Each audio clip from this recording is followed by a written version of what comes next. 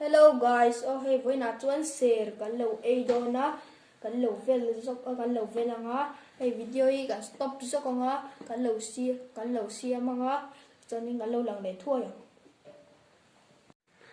hey kan lo vel zo to a hey Instagram an April khuini khan lo bye bye te se atia hey April khuini kha kan lo bye bye screen ami ang khen ai da a le kan lo e a ai share to kan ya hey share to hey don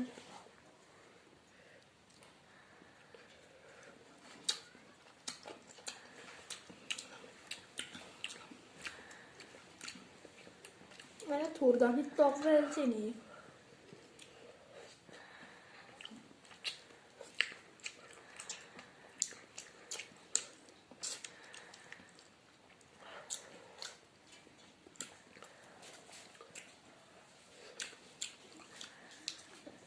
a tuil to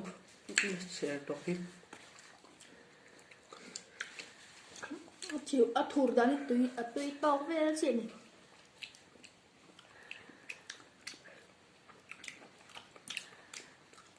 hay wa thai masala ang khan ge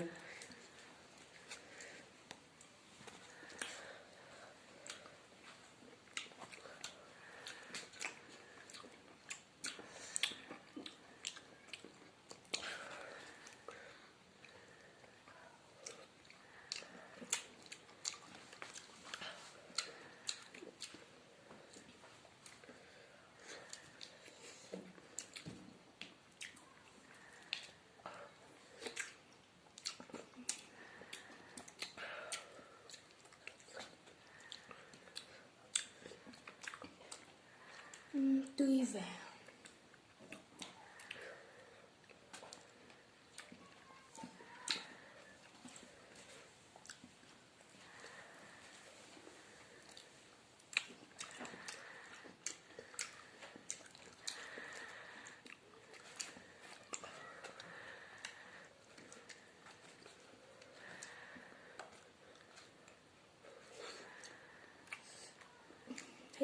thì mà lỗ nghe anh em mà đi lỗ cho tùy về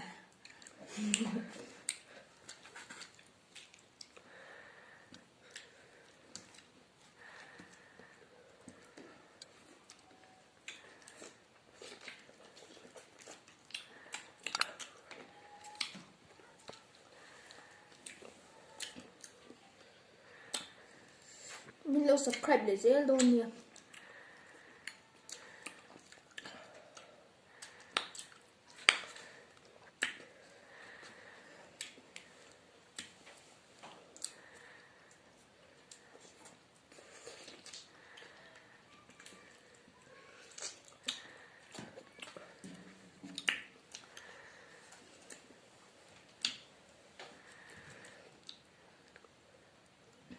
và tùy về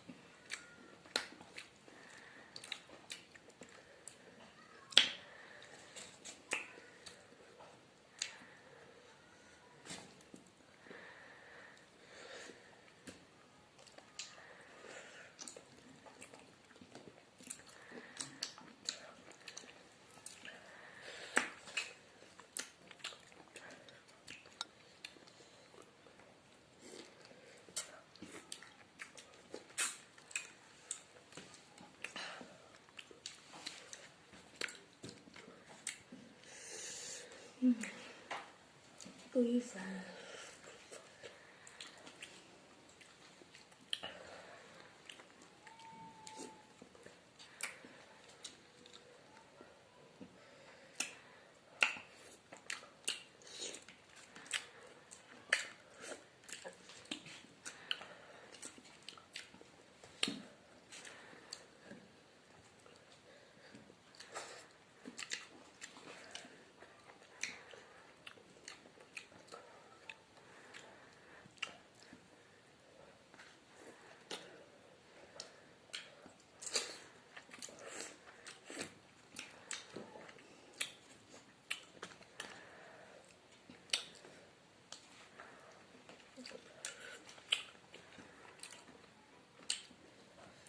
hay số thiên em thì không thằng ý thôi phát con thiên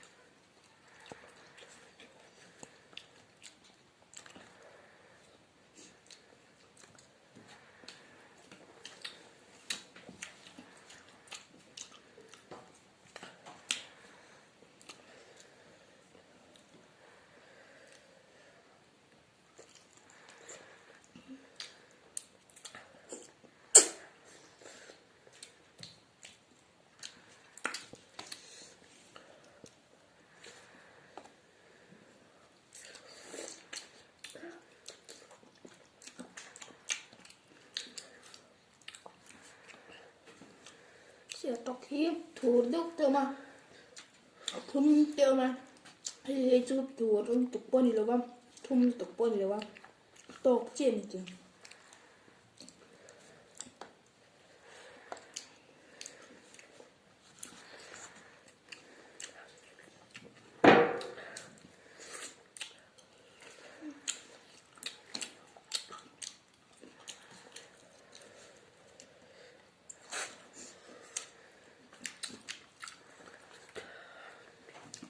Olha, hôm nào chơi cần ấy giúp tụi em video vẫn thì tập tổ mấy anh em còn video trong đó khi sáng vàng vẫn lộ về bye bye bye